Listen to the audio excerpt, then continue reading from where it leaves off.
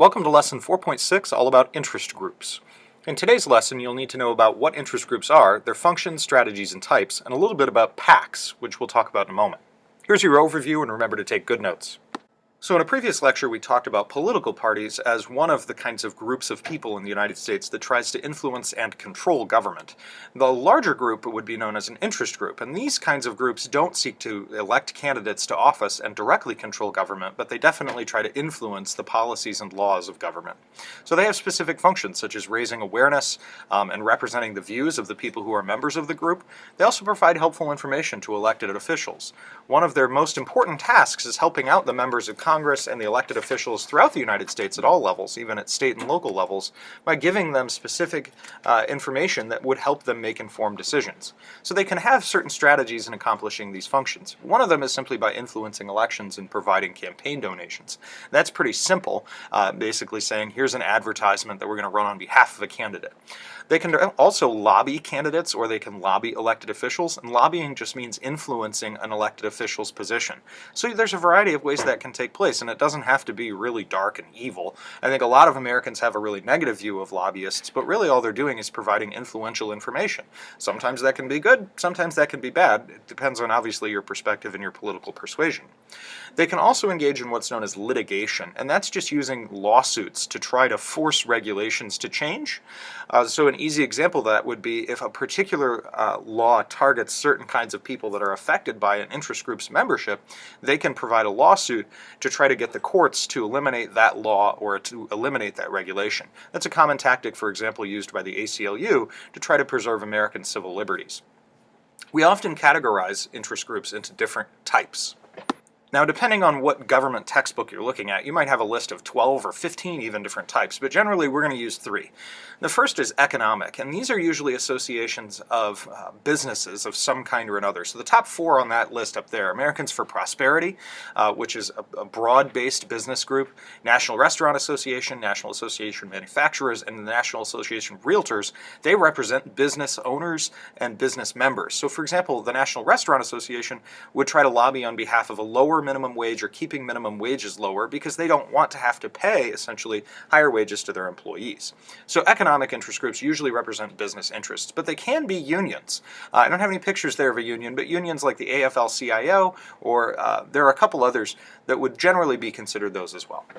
Second broad category of interest groups would be causes or special interest groups, and these are ones where it's a particular issue that they're focused on rather than the broad, big public interest. So we would say maybe the National Rifle Association, because they're a cause-based interest group in advancing the rights and freedoms of people who own firearms. Mothers Against Drunk Driving has a specific cause, obviously. The Sierra Club is an environmentalist group. The American Association of Retired Persons, the AARP or ARP, they are particularly interested in a special interest group, so they're a small minority of Americans, or actually not a small minority, but the idea is if you're representing a particular segment of the American public or a particular cause, then that would be in that category. And then finally you have public interest groups, which that's kind of a funny way of saying that, but you have this idea of like the League of Women Voters. They're not trying to advance actually women voters, they're trying to advance voting in general. So they do candidate drives, they do public forum where the people talk about what their issues are, they register people to vote, they're working for the public interest. The ACLU is kind of borderline between a cause group and a public interest group. I think they would probably consider themselves to be a public interest group, but obviously the cause is advancing Americans and protecting Americans' public civil rights.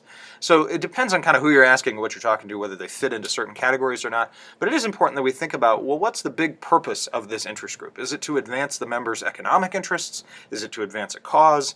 And then thinking about what does that do in terms of how they're lobbying. And these interest groups are not, like I said, in and of themselves bad. It's important, though, that we understand they play a role in our system today.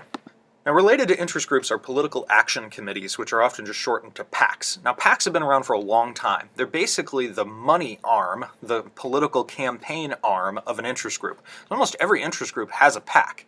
And for decades and decades, PACs were pretty quiet, pretty low-key affairs. They spent a limited amount of money, and they were legally required to disclose all kinds of information. And you could only donate to the PAC if you were a member of the interest group itself.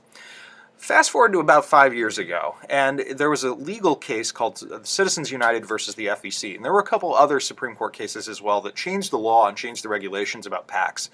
And this created a new category of PACs called non-connected PACs. Connected PACs obviously are connected to an interest group. Non-connected PACs are independent, and they can spend as much as they want. And the legal requirements were essentially dropped, and they are allowed to collect unlimited amounts of donations. They don't have to disclose who's donating to them, and they can spend as much as they want as long as they're providing informational advertising. They can't directly take a stand on a candidate or an election issue, but they could run an ad saying, you know, Mr. Myers is a terrible government teacher, he's the worst possible government teacher in the world, and Mr. Glassinger is the very best government teacher in the world. He's a great government teacher. Remember that when you go to vote in November for who the best government teacher is. Just remember that. So there's nothing telling you to vote for Mr. Glassinger as the better teacher, but most people get the picture. And these super PACs have become extraordinarily controversial because of their unlimited spending, their lack of disclosure, and the fact that they have really pretty vague names like American Crossroads. Well, I don't know what that means. Restore Our Future. Okay, sure. You don't know who's spending this money. You don't know who's providing it, and they're pretty opaque. And that's where a lot of the controversy comes in with these things. Huge open question about what our system is going to look like in 5 years even because of these. There have been so many changes related to super PACs. The final topic today is just general campaign finance information. In the United States, there are different limits for different things, individual contribution limits to the following. So for example, if you want to donate to somebody running for Missouri governor, there's no limit. You can provide $1 million to somebody. You do have to disclose it, so there is that, but there's no limit. To a federal candidate, like the President of the United States, you could donate $2,700. To a super PAC, you can give as much money as you want. Remember, they're as long as they're advertising informatively, then they're fine. There are no spending limits for any campaigns in the United States. You spend as much cash as you want, and you can see that graph on the right shows that we've seen a dramatic increase in the last really 10 years in that. Most federal candidates and state candidates have to disclose who's donated to them. Super PACs have no required disclosure, and that's again part of the controversy. And sometimes disclosures, even for federal candidates and state candidates, that can happen after an election, so it's a little too late at that point to figure it out.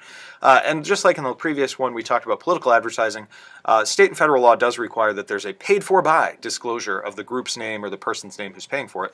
But again, you could have something like American Crossroads that then doesn't disclose who gave them money. So it really ends up kind of just being a big, massive loophole that you could drive a freight train through. So hopefully you've taken some good notes on today's lecture, and we'll see you next time. Bye-bye.